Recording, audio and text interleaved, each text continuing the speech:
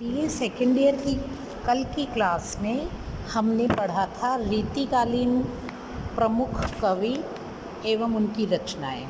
इस क्रम में कल तक हमने जो है कवि केशवदास,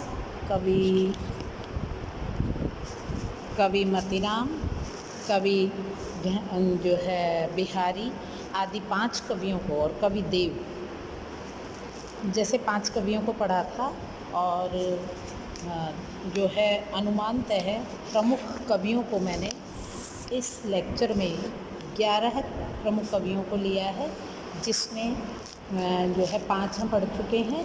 6 कवियों के बारे में और उनकी रचनाओं के बारे में हम आज के इस क्लास में पढ़ेंगे।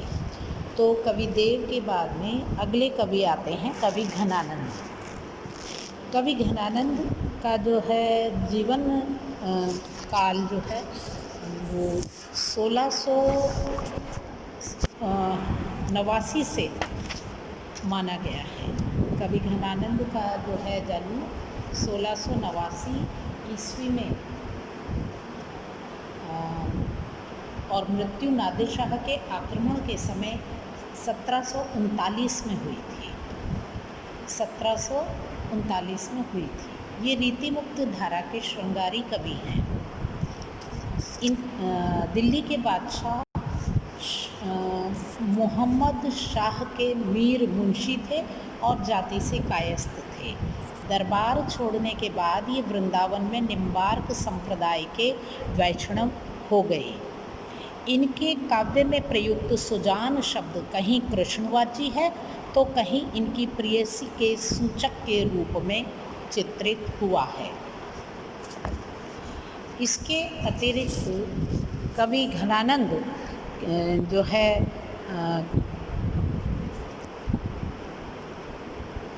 को स्वच्छंदतावादी काव्यधारा का कवि इसलिए कहा जाता है क्योंकि उन्होंने रीति की बंधी बंधाई परिपाटी का अनुकरण ना करके हृदय की स्वच्छंद वृत्तियों पर काव्य रचना की। उनकी प्रमुख रचनाएं हैं सुजान सागर, विरह लीला, लोकसार, कृपाकांड आदि। तो और इनके विषय में कुछ उल्लेखनीय तथ्य भी हैं कि ये प्रेम मार्ग का ऐसे प्रवीण और धीर पथिक थे जैसा ब्रज भाषा का अन्य कोई दूसरा कवि नहीं हुआ। इसके अतिरिक्त भाषा पर जैसा अचूक अधिकार घनानंद का था वैसा किसी अन्य कवि का नहीं था।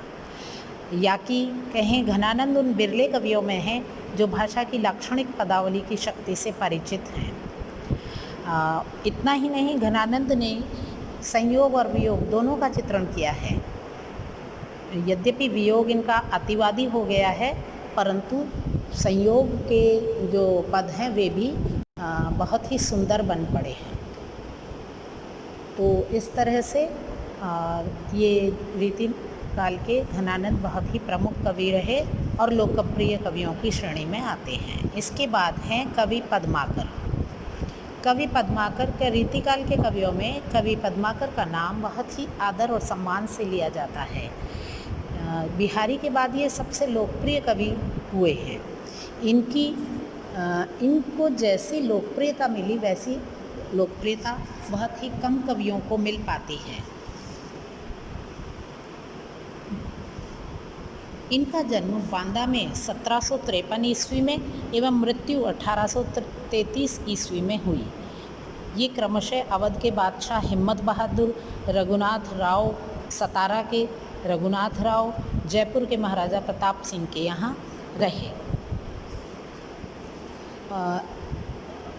पद्माकर के कई ग्रंथ हैं, जैसे हिम्मत बहादुर बिरदावली, प्रताप शाही बिरदावली, कली पच्चीसी, जगत विनोद, पद्म आभरण, प्रबोध पचासा, गंगा लहरी आदि। इसके पद्माकर की कविता में अनुप्रासंगिकता के साथ साथ कोमल भावतरंग, मधुकल्पना, साफ सुथरी ब्रज भाषा का प्रयोग किया है।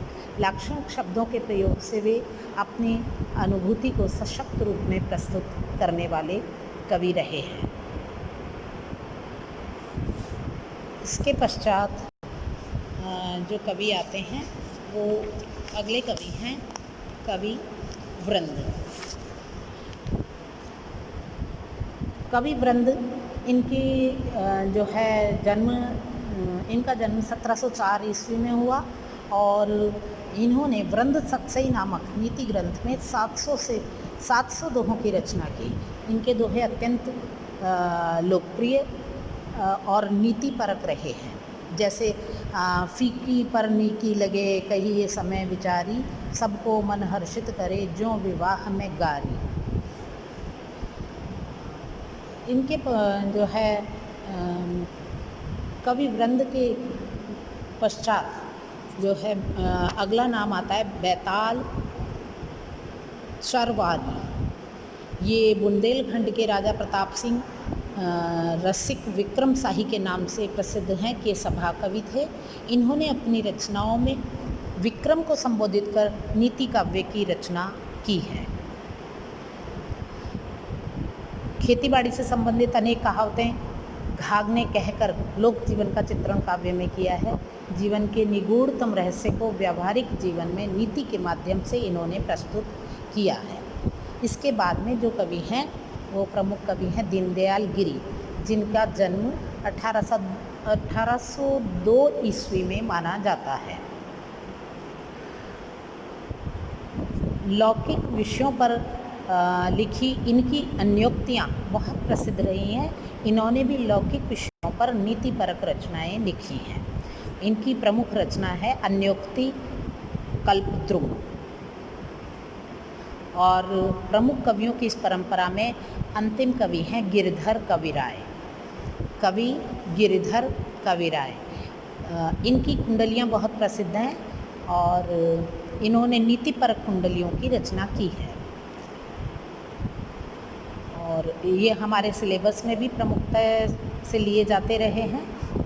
तो आज के इस चर्चा में या इस लेक्चर में इन 11 प्रमुख कवियों के वर्णन और इनकी रचनाओं की जानकारी के पश्चात इस प्रकार रीतिकाल के अन्य कवियों ने लोक जीवन की उपेक्षा की है। अतः रीतिकाल में लोक जीवन उपेक्षित रहा है। कवि पद्माकर ने अवश्य त्योहारों का वर्णन कर अपनी रचनाओं में किया है। अतः लोक जीवन के सरस वर्णन चित्र में इस काल के कवियों का मन नहीं रहा। तो आज के जो है लेक्चर में जो है ये 11 प्रमुख कवि रहे और इनकी ये प्रमुख रचनाएं रही। इनमें यदि आपको कहीं भी कोई समझने में कोई बाधा उत्पन्न हो तो मेरे व्हाट्सएप नंबर पे या मेरे नंबर पे कॉल करके उसे दूर करने का प्रयास ज़रूर किया जाएगा।